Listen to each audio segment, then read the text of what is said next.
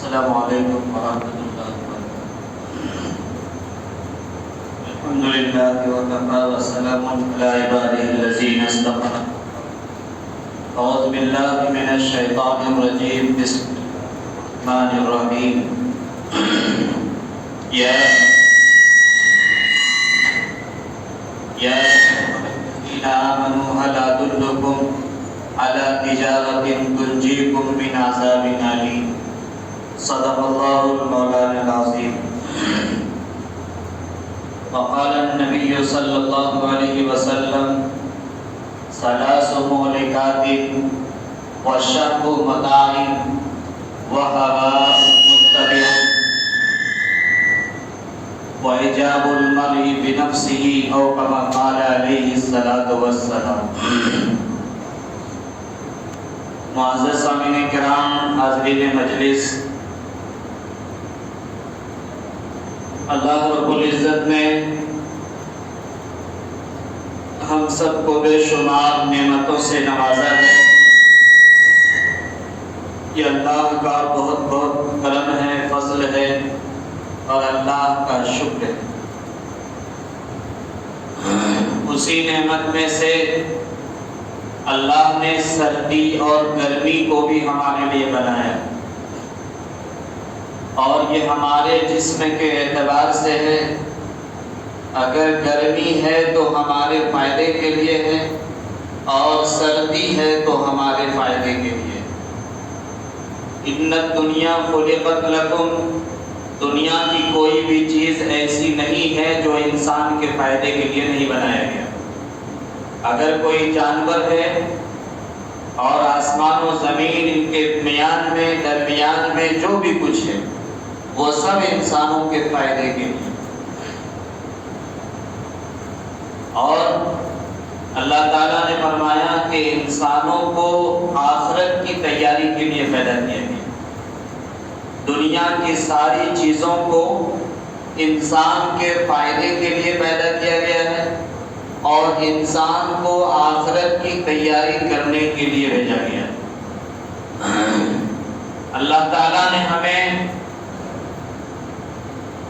پاکیزہ مذہب عطا فرمایا ہے، اور پاکیزہ دین دیا ہے، پاکیزہ طریقہ دیا ہے۔ اس طریقے میں ہمارے لیے 100% کامیابی رکھا ہے۔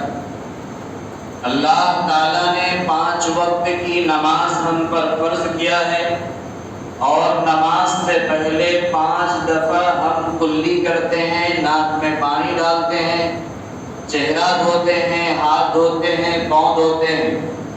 اس سے ہمارے اعضاء و جوارح صاف ہو جاتا ہے۔ 3 مرتبہ گڑگڑا کر کے ایک وقت میں وضو بنایا جاتا ہے۔ ناک کو نرم ہڈی تک پانی پہنچا کر اسے صاف کیا جاتا ہے، اور پھر چہرہ، ہاتھ، پاؤں کو دھویا جاتا ہے۔ اس دھونے کی وجہ سے، گرگرا کرنے کی وجہ سے، ناک صاف کرنے کی وجہ سے اللہ تعالیٰ جسم کے اندر جو بیماریاں پیدا ہونے والی ہوتی ہیں وہ جراثیم ختم کر دیا جاتا ہے۔ آپ کو معلوم ہے کہ جب کورونا وائرس آیا تو بڑے بڑے سائنسدانوں نے اور بڑے بڑے لوگوں نے یہ کہا کہ بار بار ہاتھ اور پاؤں دھویا جائے۔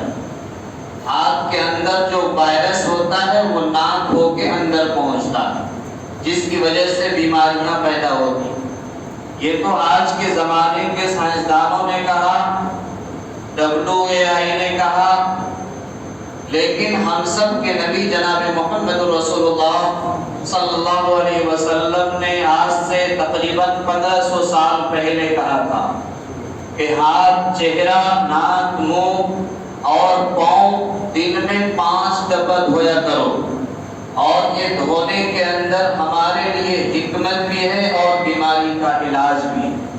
اور دوسری طرف یہ اعلیٰ درجہ کی چیز یہ ہے کہ ہم اللہ کی رضا کے لیے یہ کام کرتے ہیں، یعنی عبادت کے لیے یہ کام کرتے ہیں۔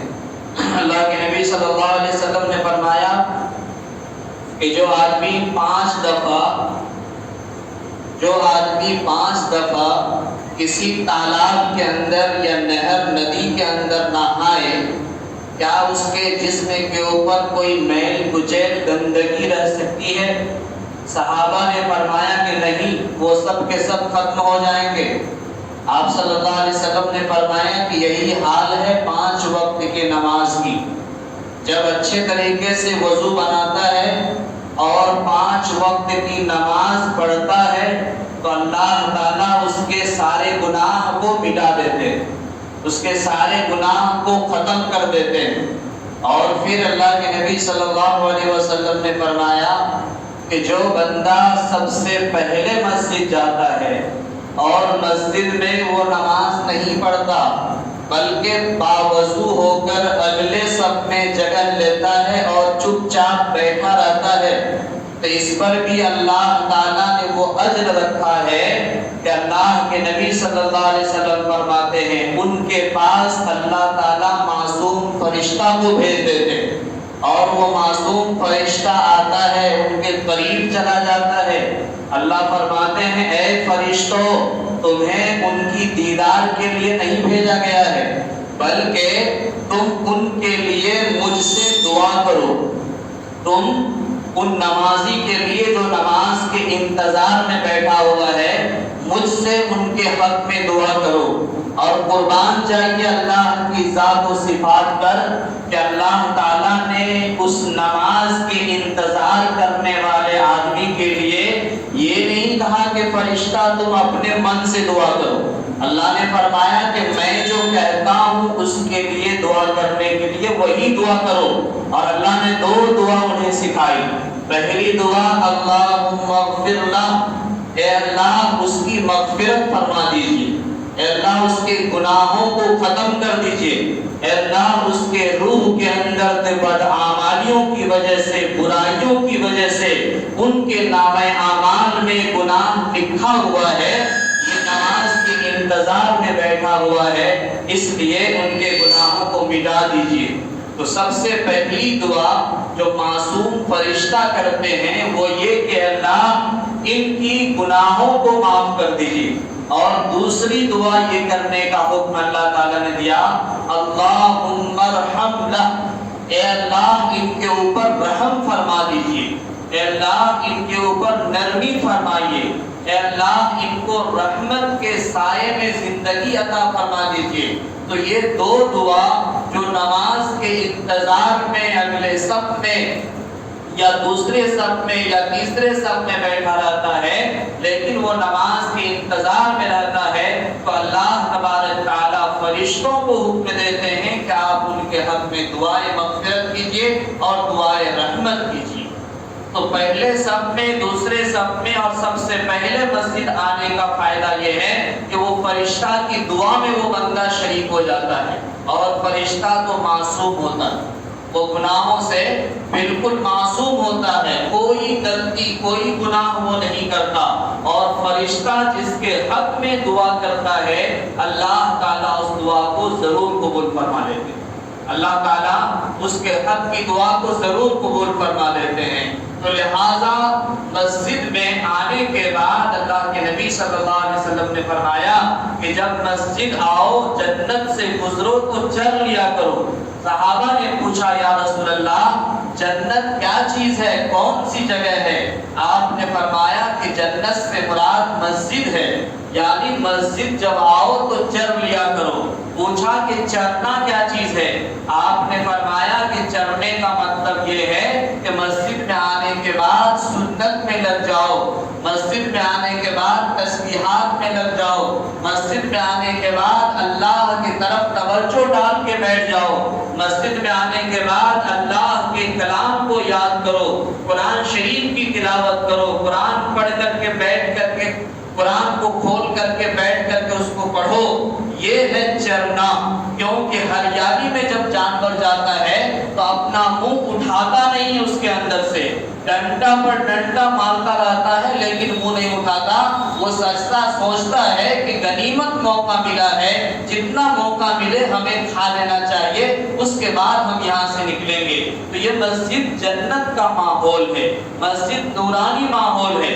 اس ماحول میں موقع ملے بیٹھنے کا اور فرصت نکال کر کے آ کے بیٹھتے ہیں تو ہرگز اپنے پڑوسی سے بات نہ کریں, ہرگز دائیں بائیں پیچھے نہ دیکھیں, بلکہ اللہ کے سامنے اللہ کے گھر میں آ کر کے بیٹھے ہیں تو ہماری توجہ بالکل اللہ کی طرف ہونا چاہیے, ہمارے دل میں اللہ کا ڈر ہونا چاہیے اور اللہ کی خوشنودی کے لیے ہم مسجد میں آئیں. مسجد میں آنے کا مقصد اللہ کی رضا تلاش کرنا, مسجد میں آنے کا مقصد اللہ کے خوف کو سینے کے اندر داخل کرنا ہے. تو مسجد میں آؤ, جنت کی کیاریوں سے گزرو تو چر لیا کرو. چرنے سے مراد یہی ہے کہ اللہ کی تسبیح میں مشغول ہو جاؤ, اللہ کی یاد میں لگ جاؤ. اللہ کے نبی شہنشاہ کونین جناب محمد رسول اللہ صلی اللہ علیہ وسلم نے فرمایا کہ 3 ہلاک کرنے والی چیزوں سے بچو, 3 ہلاک کرنے والی چیزوں سے بچو. ان میں سے ایک چیز کے بارے میں یہ ارشاد فرمائی کہ شرح متاعن کے معنی آتے ہیں, شرح متاعن کے معنی آتے ہیں ایسی لالچ جو انسان کو لعنت پر پہنچا دے. ایسی لعنت والی چیز, ایسی چیز جس پر انسان کو لعنت تک پہنچا دے, ایسا کام جو انسان کو شرمندگی کا منہ دکھا دے, ایسے لالچ والی چیز سے بچو. اور دوسرا مطلب اس کا ہے کہ ایسے بخل سے بچو, ایسی بخالت سے بچو جو بخالت انسان کو سماج میں سب سے حقیر بنا دے. جب انسان اپنے مٹھی کو بند کر لیتا ہے, نیکی اور دین کی اشاعت کے لیے خرچ نہیں کرتا ہے, تو اللہ تعالیٰ بھی اس کو بخیل کے درجے میں ان کا نام لکھ دیتے ہیں, بخیل کی رجسٹر میں ان کا نام لکھ دیتے ہیں. اور بخالت یہ بہت بری چیز ہے, بخالت بہت بری چیز ہے. شح و متاعن, اللہ کے نبی صلی اللہ علیہ وسلم نے فرمایا کہ ایسی بخالت والی چیز سے بچو جو انسان کو شرمندگی کا منہ دکھا دے. اور دوسری چیز وَحَوَاءٌ مُتَّبِعٌ, ایسی خواہش نفس جس کی لوگ اتباع کرنے پر مجبور ہو جائے. خواہش نفس ہمیشہ انسان کو ایسے مقام پر پہنچا دیتا ہے کہ جس سے شرمندگی کے علاوہ کچھ نہیں ملتی. شریعت کے تابع ہو کر آدمی زندگی گزارے, اپنے نفس اور اپنی شرارت کے اعتبار سے زندگی نہ گزارے. طبیعت کے مطابق جو زندگی گزاری جاتی ہے وہ شریعت کے الگ ہوتی ہے, شریعت کے مغایر ہوتی ہے. اللہ کے نبی نے فرمایا کہ اپنی خواہش نفس کو شریعت کے تابع کر دو. ایسا نہیں کہ شریعت کو اپنے خواہش بنا دو, شریعت کو اپنی خواہش نہ بناؤ, بلکہ اپنی خواہش اور اپنے نفس کو شریعت کے تابع کر دو. اس کا مطلب یہ ہے کہ شریعت میں اللہ اور اس کے رسول نے جس چیز کا حکم دیا ہے وہ کام ہم کریں, اپنے نفس کو اس کے طرف جھکا دیں, اور جس چیز سے شریعت نے منع کر دیا ہے اس چیز سے ہم رک جائیں, اس چیز سے ہم باز آ جائیں. تو وہاں پر اللہ تبارک تعالیٰ کی مدد ہوتی ہے. ایک بار ایک صحابی آپ صلی اللہ علیہ وسلم کے پاس تشریف لائے, بہت زیادہ غریب صحابی. انہوں نے کہا کہ یا رسول اللہ, ہمارے پڑوس میں ایک شخص ہے, ان کے آنگن میں کھجور کا درخت ہے اور ان کی شاخیں ہمارے آنگن میں لٹکی ہوئی. جب کھجور اس میں آتا ہے تو کھجور پکنے کے بعد ہمارے آنگن میں وہ گرنے لگتی ہے اور ہمارے بچے اس کو لے کر کے کھاتے ہیں. لیکن ہمارے پڑوس کا آدمی اتنا بڑا ظالم ہے کہ ہم غریب ہیں, ہمارے بچے کے منہ سے وہ کھجور چھین لیتا ہے. یا رسول اللہ, آپ ان کو سمجھا دے کہ میرے بچے پر اتنا ظلم نہ کریں. آپ صلی اللہ علیہ وسلم نے اس شخص کو بلایا اور بلانے کے بعد کہا کہ یہ کھجور ہم سے بیچ دو اور جنت کے کھجور کے بدلے میں اس کو لینا چاہتا ہوں۔ انہوں نے کہا یا رسول اللہ اس کے علاوہ اگر کوئی اور کھجور ہوتی تو ہم لے لیتے، یہ کھجور ہمارے بچوں کو بہت پسند ہے۔ اور وہاں سے وہ اٹھ کر چلے گئے۔ مجلس میں جہاں آپ بیان فرما رہے تھے اس مجلس میں حضرت ابو دحدہ رضی اللہ تعالیٰ عنہ موجود تھے۔ انہوں نے کہا یا رسول اللہ اگر میں اس سے اس کھجور کا درخت خرید کر کے دے دوں تو کیا جنت کا کھجور ہمیں آپ عطا فرمائیں گے مرنے کے بعد؟ آپ نے فرمایا ہاں ضرور فرمائیں گے۔ یہ ابو دحدہ رضی اللہ تعالیٰ اس کی خدمت میں پہنچے، انہوں نے کہا کہ یہ کھجور کا درخت اس کی جو قیمت لوگے وہ ہم دینے کے لیے تیار ہے، ہم سے بیچ دو۔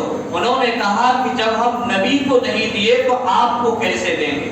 کہا اس کا جو معاوضہ لینا چاہتے ہو ہم دینے کے لیے تیار ہیں۔ انہوں نے کہا کہ آپ کے پاس باغ میں جتنے بھی کھجور ہیں ڈالنے کے لیے کہا، آپ کے باغیچہ میں جتنا کھجور کا درخت ہے اس کو سب ہم کو دے دو، یہ ایک درخت میں تم کو دے دوں گا۔ انہوں نے کہا پکی بات ہے؟ کہا ہاں بات پکی۔ حضرت ابو دحدہ رضی اللہ تعالیٰ عنہ کے باغیچہ کے اندر 600 درخت کھجور کی، 600 درخت، وہ 600 درخت ایک کھجور کے درخت کے مقابلے میں دے دیا۔ اور پھر جب باغ میں گئے تو باہر سے ہی پیسہ نکال کر اپنی بیوی کو دیا اور کہا کہ یہ باغیچہ اب ہمارا نہیں رہا، اس سے نکل جاؤ، اس باغ کا سودا پیارے نبی جناب محمد رسول اللہ صلی اللہ علیہ وسلم سے ہو گیا ہے جنت کے کھجور کے باغ کے مقابلے میں، عوض میں۔ چونکہ صحابی اور صحابی کی بیویاں وہ دین کے لیے بہت زیادہ شوقین ہوا کرتی تھی، وہ دین کے لالچ میں وہ اپنا سب کچھ قربان کر دیا کرتے تھے۔ کہا ٹھیک ہے جب نبی سے سودا ہو گیا تو ہم بھی اس کو قبول کرتے ہیں۔ وہ فوراً نکل گئی اور اس کے بعد وہ 600 درخت اس منافق آدمی کو حوالے کر دیا اور کہا کہ وہ کھجور کا درخت میرے حوالے کر دو، یعنی اس غریب آدمی کو آپ صلی اللہ علیہ وسلم نے وہ کھجور کا درخت دے دیا۔ جب وہ صحابی ابو دحدہ رضی اللہ تعالیٰ عنہ آپ کی خدمت میں آئے اور کہا کہ یا رسول اللہ ہم نے وہ کھجور کا درخت خرید لیا ہے۔ کہا کیسے؟ جب وہ مجھے نہیں دیا تم کو کیسے دے دیا؟ کہا کہ ہم نے اس طرح کی شرط لگائی تھی اور 600 درخت ہم نے اس کے مقابل میں اس کو حوالے کیا ہے، تب جا کر کے ایک درخت انہوں نے دیا۔ کہا کہ اے ابو دحدہ یہ بات سچی ہے؟ انہوں نے کہا یا رسول اللہ یہ بات بالکل پکی ہے۔ آپ نے فرمایا کہ ہاں اب تمہارے لیے ایک باغ نہیں اور ایک محل نہیں، اللہ نے جنت میں سینکڑوں محل تمہارے لیے بنا دیا ہے اور اللہ نے ہزاروں تمہارے لیے باغات جنت کے اندر بنا دیے ہیں۔ اور جب ابو دحدہ رضی اللہ تعالیٰ عنہ کا انتقال کا وقت آیا، ان کا جنازہ رکھا ہوا ہے، سارے لوگ جنازہ پڑھنے کے لیے تیار ہیں، آپ صلی اللہ علیہ وسلم نے فرمایا کہ ابو دحدہ کے اس جنازہ کے اوپر 1000 درخت کھجور کا سایہ فگن کیے ہوا ہے، یعنی جنت کا 1000 درخت ان کے لیے تیار کر دیا گیا ہے۔ آپ صلی اللہ علیہ وسلم نے فرمایا۔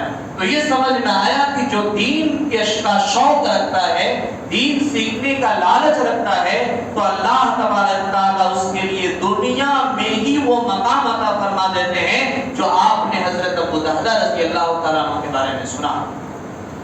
حضرت عمر بن خطاب رضی اللہ تعالیٰ عنہ جنگل میں جا رہے تھے، دیکھا ایک چرواہا، اس چرواہا سے حضرت عمر بن خطاب رضی اللہ تعالیٰ عنہ نے کہا کہ اے چرواہا ایک بکری مجھے دے دو، اس کی جو قیمت ہوگی وہ قیمت ہم تم کو دے دیں گے، اس کی ہم دودھ بھی پی لیں گے اور اس کا گوشت بھی ہم کھا لیں گے۔ انہوں نے کہا کہ اس بکری کا مالک ہم نہیں بلکہ اس کا مالک کوئی اور۔ حضرت عمر بن خطاب رضی اللہ تعالیٰ عنہ نے فرمایا کہ یہاں مالک تو موجود نہیں ہے، تم کو کچھ پیسے بھی مل جائے گا اور بکری ہم کو مل جائے گی۔ مالک جب آئیں گے تو ان کو کہنا کہ بھیڑیا نے بکری کو کھا لیا، بھیڑیا نے بکری کو کھا لیا۔ فوراً اس چرواہا نے کہا فَعِندَ اللَّهِ، اللہ کہاں ہے؟ کیا کہا؟ اللہ کہاں ہے؟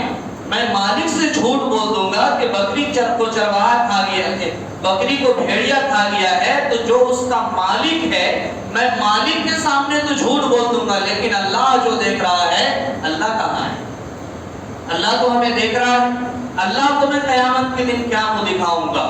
اس پہاڑ کے چوٹی پر حضرت ابن عمر یعنی عبداللہ بن عمر رضی اللہ تعالیٰ عنہ کا بیٹا عبداللہ نے چوٹی پر چڑھ کر کے کہا کہ آپ کے جیسا مسلمان جب تک دنیا میں موجود رہے گا لوگوں کے اوپر ظلم نہیں ہوگا، اور اللہ تعالیٰ اس دنیا کے نظام کو اسی طریقے سے چلاتے رہیں گے۔ دنیا کے نظام کو اللہ اسی طریقے سے چلاتے رہیں گے۔ حضرت عمر بن خطاب رضی اللہ تعالیٰ عنہ گشت کر رہے ہیں، گھر سے آواز آ رہی، ماں نے بیٹی کو کہا کہ بیٹی دودھ میں تھوڑا پانی ملا دو، دودھ میں تھوڑا سا پانی ملا دو۔ بیٹی نے کہا کہ نہیں، کیا آپ کو پتہ نہیں ہے کہ حضرت عمر نے منع کیا ہے؟ حضرت عمر نے دودھ میں پانی ملانے سے منع کیا، کیا آپ کو پتہ نہیں؟ اور حضرت عمر ادھر سے ہی گزر رہے تھے، گیٹ کے پاس ہی قریب پہنچے ہوئے تھے، اور یہ ان کا دونوں کا مناظرہ مسابقہ دونوں کی باتیں سن رہے تھے۔ تو ماں نے کہا کیا تمہیں پتہ نہیں کہ عمر یہاں نہیں ہے؟ تو فوراً اس کی بیٹی نے کہا کہ عمر نہیں ہے، لیکن کیا عمر کا اللہ تو موجود ہے؟ عمر یہاں موجود نہیں ہے، کیا عمر کا اللہ تو یہاں موجود ہے؟ اس گھر کے اوپر حضرت عمر رضی اللہ تعالیٰ نے نشان لگایا، اور اس کے بعد گھر تشریف لائے، کل ہو کر کے ان کے گھر والوں کو بلایا اور پوچھا کہ دودھ میں کون پانی ملا رہا تھا؟ انہوں نے کہا کہ آپ کو کیسے خبر لگی؟ کہا اس طرح کی خبر لگی۔ تو حضرت عمر رضی اللہ تعالیٰ عنہ نے اپنے بیٹا کا رشتہ اس لڑکی کے ساتھ بھیجا۔ حضرت عمر اس وقت خلیفۃ المسلمین تھے، امیر تھے، بادشاہ تھے، انہوں نے اپنے بیٹا کا رشتہ اس غریب ماں کی بیٹی کے پاس بھیجا، کیونکہ اس کے سینے کے اندر اللہ کا خوف تھا، اس کے سینے کے اندر اللہ کا خوف تھا۔ اگر آدمی گناہ سے بچنا چاہے تو وہ صرف اللہ کے خوف سے بچ سکتا ہے، عدالت سے اللہ کے خوف، عدالت سے گناہ سے نہیں بچ سکتا ہے، کیونکہ دن کے اجالے میں عدالت سے گناہ سے بچ سکتا ہے، لیکن رات کی تنہائی میں وہ عدالت کے ڈر سے گناہ سے نہیں بچ سکتا۔ وہ کسی مجلس میں گناہ سے آدمی سے اور عدالت سے ڈر سے بچ سکتا ہے، لیکن پہاڑ کی چوٹی پر جا کر کے وہ کسی کے ڈر سے وہ گناہ سے نہیں بچ سکتا ہے۔ وہ روشنی میں اور مجلس میں کسی سے گناہ کے ڈر سے بچ سکتا ہے، لیکن جب گھر کی چھٹکی لگا دے اور اندر چلے جائے اور موبائل کھول کر اس میں ننگی تصویر دیکھنے لگے، تو ایسے آدمی کے پاس اگر اللہ کا خوف نہیں ہے تو یقین مانیے وہ آدمی اس گناہ سے نہیں بچ سکتا۔ اللہ کے نبی صلی اللہ علیہ وسلم نے فرمایا خشیت اللہ فی السر والعلانیہ، جو آدمی تنہائی میں اور علی الاعلان مجمع میں اللہ کے خوف سے گناہ کو چھوڑ دیتا ہے، اللہ تعالیٰ کل قیامت کے دن اسے نجات عطا فرما دے گا۔ جو اللہ کے ڈر سے، صرف اللہ کے ڈر سے گناہ سے بچ جاتا ہے، اللہ تعالیٰ قیامت کے دن اسے نجات عطا فرما دیں گے۔ اور اللہ کے نبی صلی اللہ علیہ وسلم نے فرمایا وَالْقَصْدُ فِي الْفَقْرِ وَالْغِنَى، جو آدمی تنگی میں اور خوشحالی میں اللہ کے راستے میں خرچ کرتا ہے، اللہ تعالیٰ اسے نجات عطا فرما دیں گے۔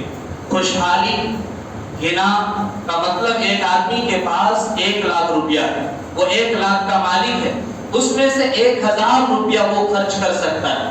ایک آدمی ہے صرف 10,000 روپیہ کا وہ مالک ہے، اس میں سے 100 روپیہ وہ خرچ کر سکتا ہے۔ تو خوشحالی چاہے غنا کی حالت ہو، بدحالی چاہے تنگی کی حالت ہو، ہر حال میں اللہ کے راستے میں دین کی اشاعت کرنے کے لیے خرچ کرنا دونوں حال میں ضروری ہے۔ اللہ کے نبی صلی اللہ علیہ وسلم نے فرمایا کہ خوشحالی اور غم، غنا اور فقر، دونوں حال میں جو خرچ کرے گا اللہ تبارک تعالیٰ کل قیامت کے دن اسے نجات عطا فرما دے گی۔ اللہ کے نبی صلی اللہ علیہ وسلم نے فرمایا العدل فی الغضب والرضا، جو آدمی غصے کی عالم میں اور اللہ کی رضا خوشنودی میں جو آدمی عدل کرتا ہے قیامت کے دن اللہ تبارک تعالیٰ اسے نجات عطا فرمائیں گے۔ حضرت علی رضی اللہ تعالیٰ عنہ راستے سے گزر رہے ہیں، ایک یہودی نے آپ صلی اللہ علیہ وسلم کو گالی دی، حضرت علی سے وہ بچ نہیں سکتے تھے، وہ فوراً اسے پکڑا اور اٹھا کے پٹک دیا اور اس کے سینے پہ چڑھ گیا، کہا کہ تمہیں اب کون بچائے گا، تم میرے نبی کو گالی دیتے ہو۔ انہوں نے فوراً تھوک دیا اس کے منہ پہ، حضرت علی کے منہ پر۔ حضرت علی رضی اللہ تعالیٰ عنہ اسی حال میں اس کو چھوڑ دیا۔ لوگوں نے کہا کہ اے علی، اس وقت اتنے جلال اور غصے میں تھے کہ اس یہودی کو اس قدر پچھاڑا تھا، دبایا تھا کہ اس کے سینہ کو تم توڑ دیتے، لیکن جب انہوں نے تھوک دیا چہرے کے اوپر تو غصہ اور بھڑکنا چاہیے تھا، اس کو موت کا منہ دکھا دینا چاہیے تھا، آپ اس کو چھوڑ دیے۔ حضرت علی رضی اللہ تعالیٰ عنہ نے کہا کہ پہلے جو ہم نے اس کو پٹکا تھا اٹھا کر کے وہ محمد رسول اللہ صلی اللہ علیہ وسلم کی محبت میں پٹکا تھا، لیکن جب انہوں نے میرے چہرے پر تھوکا ہے تو اب میری غصہ اس پر پڑ رہی تھی، اب اگر ہم اس کو ایک ہاتھ بھی مارتے تو میری غصہ کی وجہ سے وہ انتقام لینا ہوتا، اس لیے ہم نے غصہ کو کیا کیا، قابو کر لیا ہے۔ تو اللہ کے نبی نے فرمایا غصہ کی حالت میں اور خوشحالی میں اگر عدل کرتا ہے، انصاف کرتا ہے تو کل قیامت کے دن اللہ تبارک تعالیٰ انہیں نجات عطا فرمائیں گے۔ آج ہمارے یہاں غصہ کا عالم یہ ہے کہ نہ تو باپ کے مرتبہ کو سمجھ رہے ہیں، نہ غصہ کا عالم اس قدر بڑھ گیا ہے کہ موبائل سے اٹھاتا ہے فوراً طلاق دیتا ہے اور اس کے بعد وہ مفتی صاحب کے پاس آتے ہیں، سر کو عاجزی سے جھکائے ہوئے کہتے ہیں ہم سے طلاق کا میٹر پیش آ گیا۔ یہ شرمندگی منہ دکھانے کا موقع کیوں ملا؟ اپنے باپ بیٹا کو گھر سے بھگا دیا، کیوں؟ اس لیے کہ باپ کو غصے میں انہوں نے مارا تھا، گالی دیا تھا، اب جب پنچیتی بیٹی ہے بیٹا کو گھر سے روندے لگا کر دیا گیا، اب وہ شرمندگی کا منہ لے کر کے آتا ہے، کیا ہوا؟ تو ہم نے باپ پر ہاتھ اٹھا لیا تھا۔ آخر آپ کا غصہ اس قدر بے قابو کیوں ہو گیا؟